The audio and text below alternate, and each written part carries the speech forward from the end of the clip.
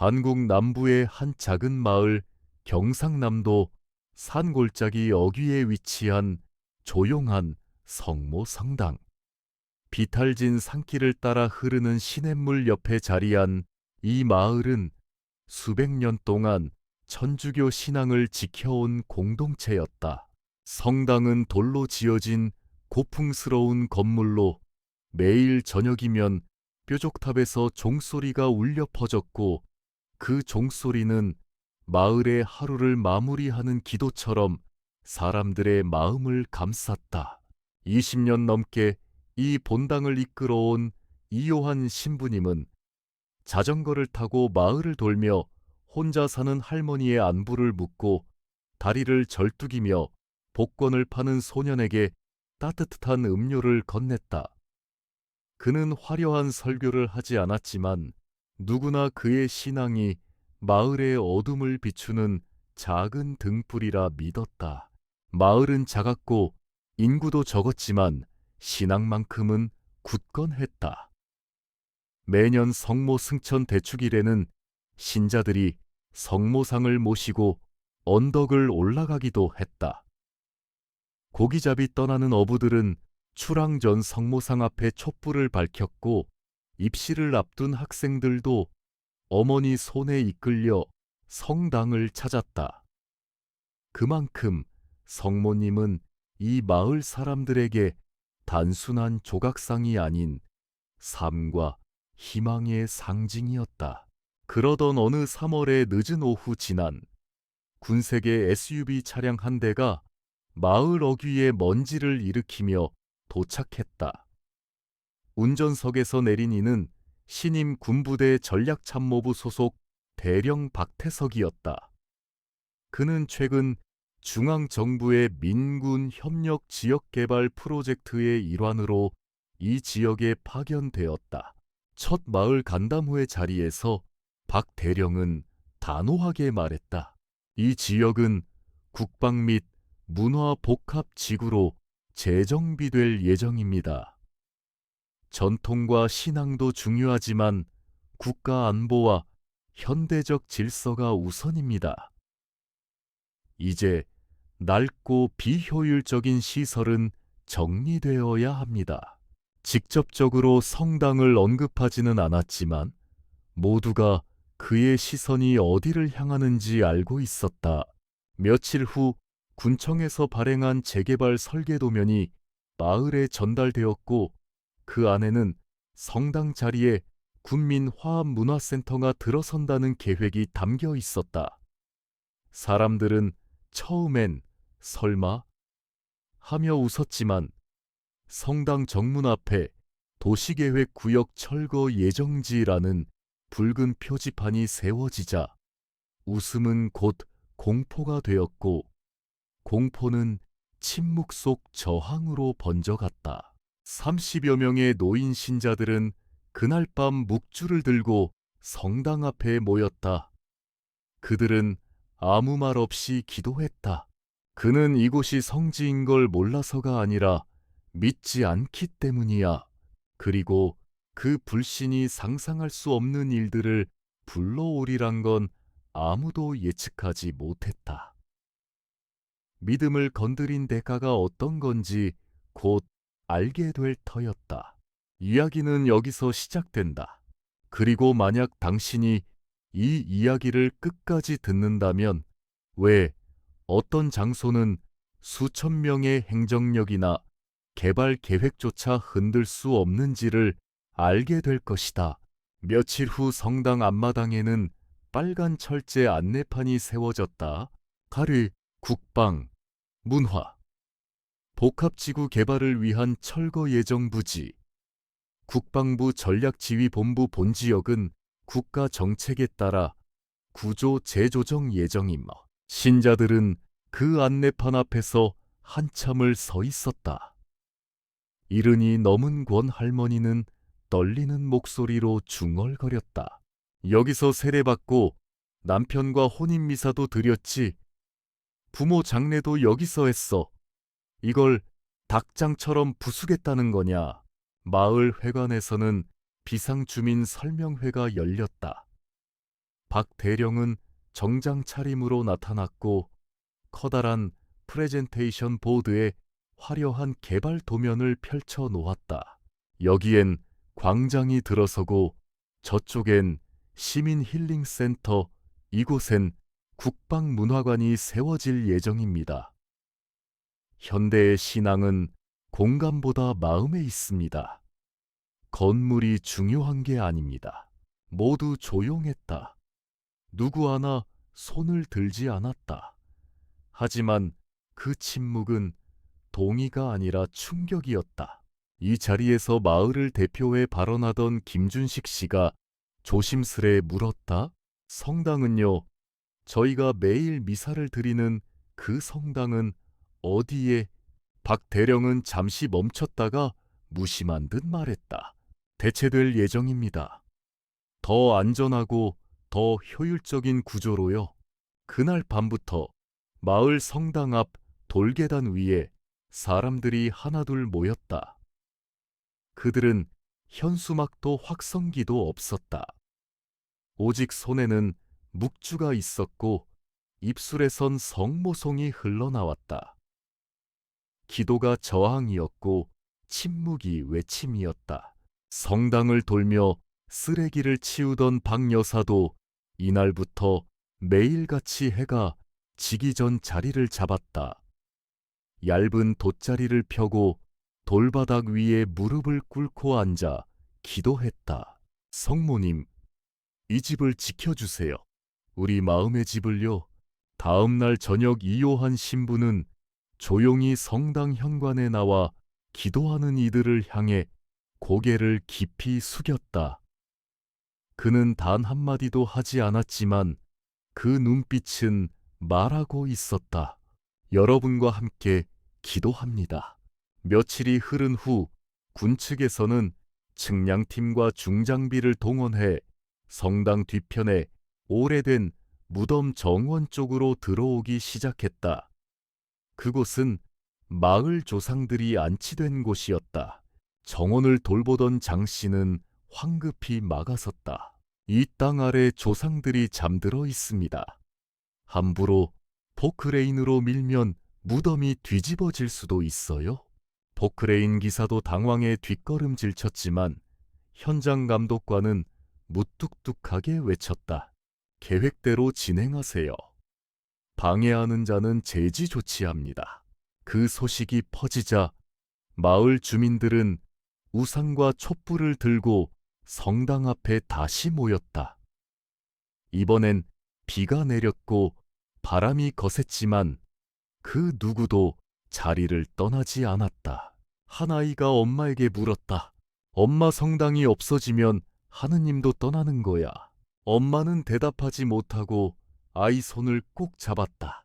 성모상 앞엔 작은 촛불 수백 개가 켜졌고 그 빛은 비에 젖으면서도 꺼지지 않았다. 기도는 밤새도록 이어졌다. 밤이 깊었다. 성당 앞의 돌계단 위에는 아직도 수십 명이 묵주를 들고 조용히 기도하고 있었다. 비는 그쳤지만 바람은 여전히 차가웠다. 정문 옆 오래된 흰 대리석 성모상이 희미한 가로등 불빛 아래 서 있었다. 그날따라 그 눈빛이 평소보다 더 깊고 또렷하게 느껴졌다. 성모님의 시선은 마치 누군가를 기다리는 듯했다. 성당 안쪽에는 희미한 촛불 하나만이 흔들리고 있었다. 그 옆에는 늘 기도 끝까지 자리를 지키는 암흑의 할머니가 앉아 있었다. 그날 밤 그녀는 기묘한 정적 속에서 문득 이상한 기운을 느꼈다. 새벽 2시 17분, 기이한 일이 일어났다. 성당 안 성모상 앞에 놓인 모든 초가 아무 이유 없이 동시에 꺼졌다. 바람도 없고 사람의 손길도 닿지 않은 곳이었는데도 불구하고 그 순간 조용히 기도하던 윤혜진 젊은 여성 신자가 눈을 떴다. 그녀는 한 줄기빛이 성모상 내부에서 피어오르는 걸 보았다. 그건 태양처럼 눈부시지도 형광처럼 날카롭지도 않았다. 그 빛은 마치 누군가의 호흡처럼 부드럽고 따뜻했으며 주변 공간 전체를 감싸는 느낌이었다. 그녀는 나중에 이렇게 회상했다. 누군가 나를 보고 있는 것 같았어요. 엄마처럼 아주 오래 기다린 듯한 그리운 눈빛이었어요. 그 빛이 서서히 사라진 후 잠겨있던 성당의 정문이 혼자서 삐걱이며 열리기 시작했다. 모두가 멈춰섰다. 문은 밖에서 잠겨 있었고 아무도 열쇠를 가지지 않았다. 하지만 그 무거운 문은 아무 힘도 없이 조용히 스스로 열렸다. 그 자리에 있던 최영수 예비역 중령은 그 순간을 보고 자기도 모르게 모자를 벗고 두 무릎을 꿇었다. 나는 기적을 믿지 않았습니다. 하지만 그걸 보고도 믿지 않는다면 나는 그냥 눈먼 사람이겠지요. 해가 떠오르기 시작하자 성당 제단 앞에는 뜻밖의 장면이 펼쳐졌다. 전날까지만 해도 아무것도 없던 그 자리에 붉은 장미꽃이 피 가득 깔려 있었다. 정갈하게 누군가 정성껏 흩뿌린 듯이 누구도 성당 안에 들어가지 않았고 누구도 꽃을 가져온 기억이 없었다. 성당 최연장자 강할머니는 조용히 말했다. 이건 절대 시장꽃이 아냐. 이 향기, 우리 어머니가 살아계실 때 교황축일에 성모상 앞에 바쳤던 바로 그 꽃 냄새야. 이건 분명 성모님이 직접 놓으신 거야. 그날 저녁 성당 앞은 더욱 많은 사람들로 가득 찼다. 소문은 삽시간에 퍼졌고 다른 본당의 신자들까지 찾아왔다. 몸이 아픈 사람, 기도를 올리고픈 사람, 누군가는 조용히 작은 쪽지에 소원을 적어 성모상 앞에 내려놓고 떠났다. 이요한 신부는 그날 강론에서 이렇게 말했다. 빛은 항상 먼저 깨어납니다. 사람이 외면하면 하느님이 먼저 문을 두드리십니다. 그리고 그 다음 날 검은 SUV 한 대가 마을 어귀에 조용히 도착했다. 주말 아침이라 동네는 고요했고 그 차에서 내린 이는 바로 박태석 대령이었다. 그는 단 한 명의 수행원도 없이 흰 셔츠만 걸친 차림으로 천천히 성당 쪽으로 걸어오기 시작했다. 누구도 그를 막지 않았다. 다만 모든 사람이 조용히 그를 지켜볼 뿐이었다. 그는 성모상 앞에 다다랐을 때 잠시 멈칫했다. 마치 무언가 보이지 않는 힘이 그의 발을 붙잡은 듯 박태석 대령은 성당 안으로 조용히 들어섰다. 내부는 어두웠고 창문으로 들어온 희미한 햇살이 제단 위에 성모상에만 집중되어 있었다. 그는 잠시 걸음을 멈췄고 숨을 크게 내쉬었다. 어딘가 모르게 떨리는 숨소리였다. 성당에는 아무도 없다고 생각했지만 제단 옆 커튼 뒤에는 환곡분 할머니가 숨어 있었다. 그녀는 평소 성당을 닦고 정리하는 봉사자였다. 그날은 우연히도 늦게까지 남아 있었고 낯선 기척에 놀라 숨었지만 곧 박 대령의 행동을 숨죽이며 지켜보게 되었다. 박태석 대령은 제단 앞으로 조심스럽게 다가가더니 성모상 앞에서 멈춰 섰다. 그는 낮고 떨리는 목소리로 혼잣말처럼 말했다. 나는 이 마을 사람들이 왜 이 돌상을 이토록 소중히 여기는지 도무지 이해할 수 없었소. 그의 말은 군인 특유의 딱딱함 대신 어딘가 무너져 내리는 듯한 울림이 있었다. 하지만 만약 이게 진짜로 어떤 존재의 현현이라면 내가 지금 가는 길이 옳은지 아니면 정말 큰 잘못을 저지르고 있는 건지 부디 알려주십시오. 그 순간 닫혀있던 창문 틈 사이로 따뜻한 바람 한 줄기가 성당 안으로 스며들었다. 그 바람은 촛불을 흔들지 않았지만 장미향이 실려 있었다. 그 장미향은 마치 성모상에서 뿜어져 나오는 듯했다. 성모상은 빛나지 않았고 움직이지도 않았지만 분명히 그 공간 전체를 감싸는 존재감이 있었다. 박 대령은 눈을 질끈 감았다. 그리고 마침내 그는 두 무릎을 꿇었다. 그의 어깨는 떨리고 있었고 숨은 할머니는 들릴 듯 말 듯한 울음소리를 들었다. 난 지쳤어요.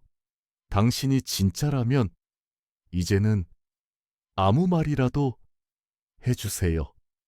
침묵하지 마세요. 성당 전체는 여전히 조용했지만 그 고요함은 공허함이 아니라 무게감 있는 침묵이었다. 무언가가 그 자리에 함께 있다는 확신, 그것이 그를 짓눌렀다. 박 대령은 얼굴을 두 손에 묶고 흐느꼈다.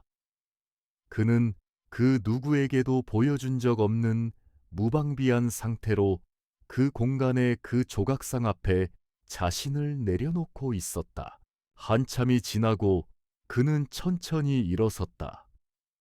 성당을 나서는 그의 손에는 갈색 묵주 하나가 쥐어져 있었다. 누가 건넸는지 언제 가져온 건지 아무도 몰랐다. 밖에는 아직 사람들이 조용히 기도 중이었다. 그는 아무 말 없이 그들을 지나쳤고 누구도 그를 붙잡지 않았다. 다만 몇몇은 그의 눈가가 붉게 젖어 있는 걸 보았다. 그 후 박태석 대령은 며칠 동안 모습을 드러내지 않았다.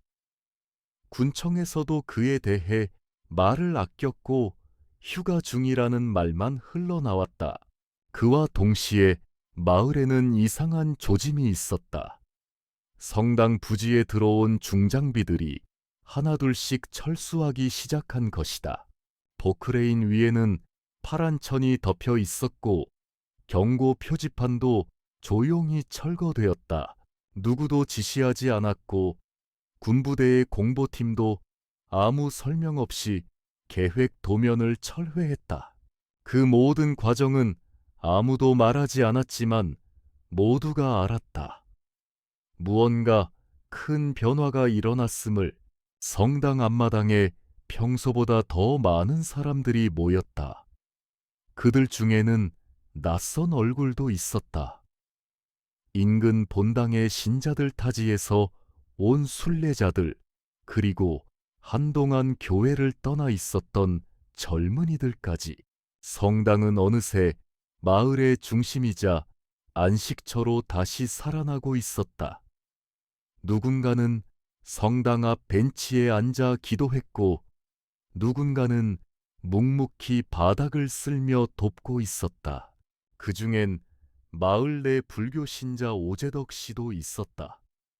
그는 성당 앞에 있는 장미 덤불을 정리하며 말했다. 나는 신앙은 달라도 이곳의 기운은 특별해. 사람들이 용서하고 기도하는 걸 보니 나도 조용히 돕고 싶더라고. 아이들도 달라졌다. 전에는 스마트폰 게임에만 몰두하던 중학생들도 성당 앞 계단에서 조용히 묵주를 만지작거렸다. 그들의 부모는 놀라워하면서도 말하지 않았다. 그저 지켜봤다. 왜냐하면 그건 강요가 아닌 자발적인 움직임이었기 때문이다. 그러던 어느 주일 저녁 미사가 끝난 성당의 맨 뒷자리에 박태석 대령이 조용히 앉아 있었다. 그는 아무 말도 하지 않았고 군복도 아닌 평범한 양복 차림이었다. 그의 손엔 여전히 그 갈색 묵주가 들려 있었다. 아이들이 그의 얼굴을 가리키며 물었다. 엄마, 저 사람 우리 성당 없앤다고 했던 그 아저씨야. 엄마는 고개를 끄덕이고 나서 말했다. 하지만 지금 여기에 있지 않니니 성모님은 용서하라고 하셨지. 그러니까 우리도 마음으로 안아야 해. 미사 후 그는 조용히 일어났고 누구도 그를 쳐다보거나 막지 않았다. 모두가 말없이 그의 뒷모습을 바라봤다. 그 주간 마을 회관에는 이례적인 공문이 도착했다. 성당 부지는 전략개발 계획에서 제외됨. 지역민의 문화, 신앙적 가치 고려하여 재조정 예정. 기존 계획 도면 전면 재검토. 침묵하는 공동체의 신앙을 존중함. 이 공문에는 아무 서명도 없었다. 다만 한 구석에 전략기획실 참고 문건 박함이라는 문구만 적혀 있었다. 마을 사람들은 그걸 보며 서로를 바라봤다. 누구도 말하지 않았지만 모두가 알았다. 그 변화는 묵주 한 알 한 알에 담긴 기도에서 시작된 것임을. 며칠 후 한 방송국 기자가 마을을 찾아왔다. 그는 이요한 신부에게 물었다. 어떻게 이런 기적 같은 일이 일어날 수 있었나요? 신부는 잠시 침묵하다가 조용히 말했다. 기적은 어느 날 갑자기 번개처럼 떨어지지 않습니다. 그건 수천 개의 기도가 겹치고 침묵 속에서도 흔들리지 않는 믿음이 자리를 지켜낸 결과입니다. 그해 5월 말, 마을 본당은 몇 년 만에 성모의 밤 행렬을 다시 준비했다. 마을 어귀부터 성당까지 흰 드레스를 입은 아이들과 흰색 한복을 곱게 차려입은 어머니들, 장미 화관을 쓴 여성 신자들, 그리고 묵주를 든 남성 신자들이 줄을 이루었다.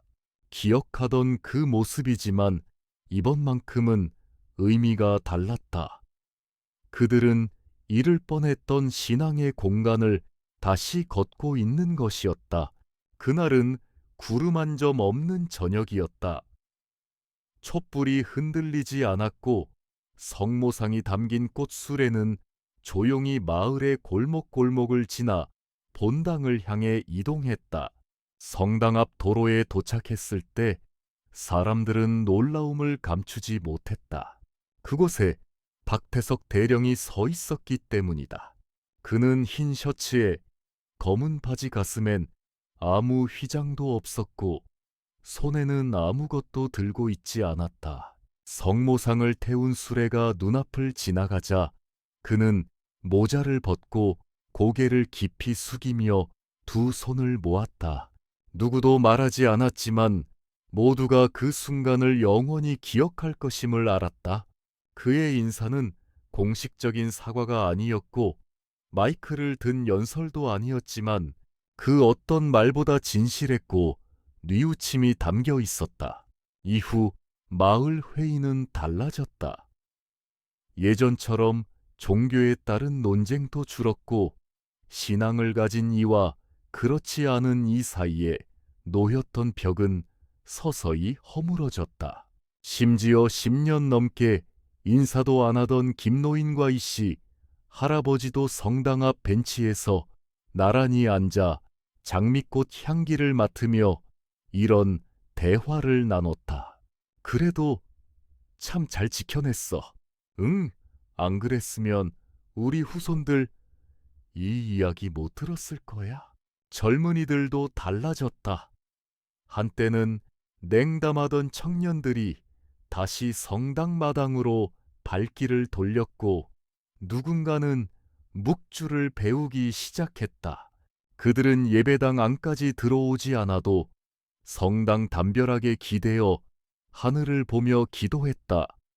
성모상이 바라보는 그 방향을 따라 그날 이후 박 대령은 이제 더 이상 지휘자가 아닌 신자로서 마을을 찾았다. 그는 자주 성당 앞에 오래된 느티나무 아래 벤치에 앉아 있었다. 그와 마주 앉은 이는 꼭 신자만이 아니었다. 가끔은 불교 신자 노인, 가끔은 동네 아주머니 혹은 장난꾸러기 초등학생이었다. 그는 많이 말하지 않았지만 듣는 귀는 늘 열려 있었다. 그건 전과 전혀 다른 모습이었다. 시간이 흘렀다. 성당은 이제 더 이상 일요일만 붐비는 공간이 아니었다. 평일 저녁에도 누군가는 묵주를 들고 계단에 앉아 있었고, 아이들은 성모상 앞에서 촛불을 붙이며 기도를 드렸다. 그들은 말하지 않아도 서로의 눈빛만으로 알았다. 이 장소는 우리가 함께 지켜낸 곳이야. 어느 날 서울에서 내려온 젊은 기자가 마을을 취재했다. 그는 박태석 대령에게 물었다. 정말 마음이 바뀌신 이유가 뭔가요? 그날 성당 안에서 무슨 일이 있었던 건가요? 박 대령은 잠시 정적을 지키다가 조용히 웃으며 말했다. 그건 제가 말로 설명할 수 없는 경험이었습니다. 어쩌면 내 안에 있던 경계가 무너졌던 순간이었는지도 모르죠. 그는 그 이상 아무 말도 하지 않았다. 기자는 더 묻지 않았다. 왜냐하면 어떤 감동은 설명할 수 없는 그 자체로 완전하기 때문이었다. 그날 밤 성당에서는 침묵 묵상회가 열렸다. 사람들은 입을 열지 않았지만 하나의 공기, 하나의 기도, 하나의 마음으로 이어져 있었다. 그 묵상회에선 한 노인이 마이크를 잡았다. 강할머니 성당 최연장자였다. 여러분, 우리가 기적을 본 건 아닙니다. 우리가 본 건 사람 하나가 무릎을 꿇었던 장면이에요. 그 무릎 꿇음이 마을 전체를 살린 겁니다. 그 순간 사람들은 조용히 고개를 끄덕였다.